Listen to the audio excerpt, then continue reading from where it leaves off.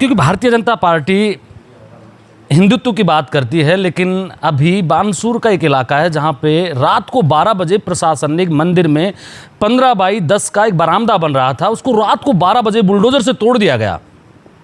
पूरे गांव पे मुकदमे लगे हैं, 15 लोगों के नामजद हैं, 50 लोग अज्ञात हैं। पुलिस दिन रात परेशान कर रही है। अवैध वसूली का बड़ा खेल चल रहा है बानसूर में। बानसूर में 1 महीने पहले ही 3 कांस्टेबल अवैध वसूली के खेल में उनका नाम आया था, उनको सस्पेंड किया गया। क्या कहेंगे कि भारतीय जनता पार्टी का चाल चरित्र चेहरा बिल्कुल वैसा ही है जैसा कहा जाता है, या फिर मंदिर को रात को 12 बजे तोड़ दिया जाता है? अलवर और अलवर के आसपास की पुलिस की बात करें तो कुछ महीने एक डेढ़ महीने पहले रामगढ़ में एक महीने की बच्ची को पैर के नीचे कुचल के पुलिस के पैर के नीचे आने से मौत हो गई, ऐसा परिजनों का आरोप था। भिवाड़ी में एसपी, जो महिला एसपी हैं, उनके फ़ोन को ट्रेस किया जाता है।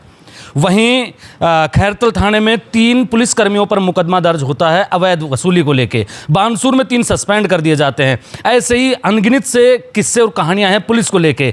पुलिस आपके अंडर आती है, क्या पुलिस न्याय कर रही है या न्याय को खरीद और बेच रही है? मध्य प्रदेश के मंत्री ने जो कर्नल सोफिया के बारे में कहा है, उस बात से इत्तेफाक रखते हैं? देखिए, मैंने वो बयान सुना नहीं है। मजाक अच्छा कर लेते गृह मंत्री जी आप।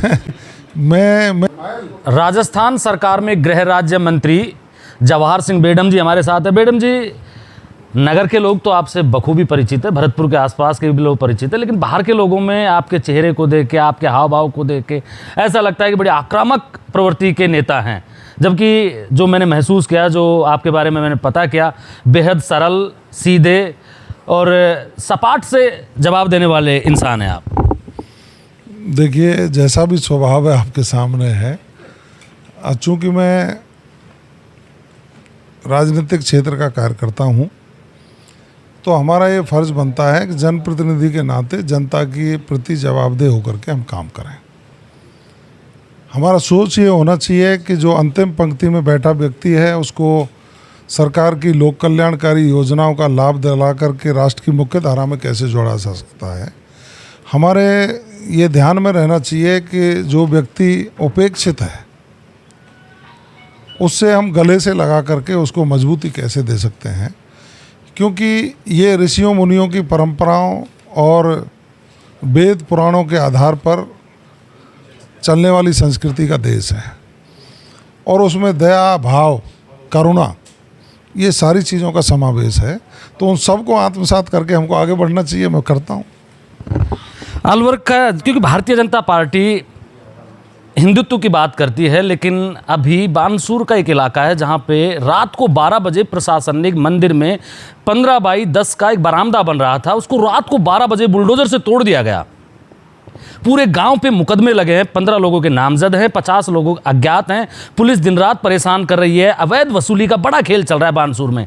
बानसूर में 1 महीने पहले ही 3 कांस्टेबल अवैध वसूली के खेल में उनका नाम आया था, उनको सस्पेंड किया गया। क्या कहेंगे कि भारतीय जनता पार्टी का चाल चरित्र चेहरा बिल्कुल वैसा ही है जैसा कहा जाता है, या फिर मंदिर को रात को 12 बजे तोड़ दिया जाता है? वहीं सरिस्का में सीटीएच का क्षेत्र बताकर जिस मंदिर को तोड़ा गया, सैकड़ों होटल और फार्म हाउस है जिन पे प्रशासन का पंजा ही नहीं चल पाता। ऐसा क्यों? देखिए, मैं इस प्रकरण की पूरे की जानकारी लूँगा, क्या प्रकरण है आप मेरे ध्यान में लाए हैं। लेकिन भारतीय जनता पार्टी के बारे में मैं इतना कह सकता हूँ, राष्ट्र को समर्पित एक ही राजनीतिक दल है जो राष्ट्रवादी सोच को आगे बढ़ाने का काम करता है। भारतीय जनता पार्टी ही एक ऐसा संगठन है जो कैडर बेस पार्टी है। हम कार्यकर्ता को तैयार करके पंच निष्ठाओं पर आधारित हमारे विचार को उससे पोषित करके आगे बढ़ाने का काम करते हैं। भारतीय जनता पार्टी का हमेशा ये ध्येय रहा है, राष्ट्र प्रथम और सामाजिक समरसता का माहौल बने, सबका साथ, सबका विकास, सबका प्रयास और सबके विश्वास के साथ हम राष्ट्र को सर्वोपरि राष्ट्र बनाने का काम करें। उसी को ध्यान में रखकर भारतीय जनता पार्टी के लोग काम करते हैं। हमारा ये ध्येय नहीं है कि हम सत्ता प्राप्ति करें। हमारा ध्येय है सामाजिक समरसता और शुचिता हो, और वो सरकार के माध्यम से हम ज़्यादा लाभ पहुंचा सकें, ये हम करने का काम करते हैं। समाज के बीच में काम करना भारतीय जनता पार्टी के लोगों की प्राथमिकता है। अलवर और अलवर के आसपास की पुलिस की बात करें तो कुछ महीने एक डेढ़ महीने पहले रामगढ़ में 1 महीने की बच्ची को पैर के नीचे कुचल के पुलिस के पैर के नीचे आने से मौत हो गई, ऐसा परिजनों का आरोप था। भिवाड़ी में एसपी, जो महिला एसपी हैं, उनके फ़ोन को ट्रेस किया जाता है। वहीं खैरतल थाने में 3 पुलिसकर्मियों पर मुकदमा दर्ज होता है अवैध वसूली को लेके। बानसूर में 3 सस्पेंड कर दिए जाते हैं। ऐसे ही अनगिनत से किस्से और कहानियां हैं पुलिस को लेके।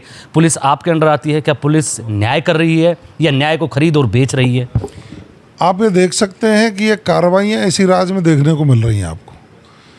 ये वो लोग जो पकड़ में आ रहे हैं वो पिछले राज्य में जिनके मुंह मांस लगा हुआ था, उन लोगों ने हिमाकत की होगी।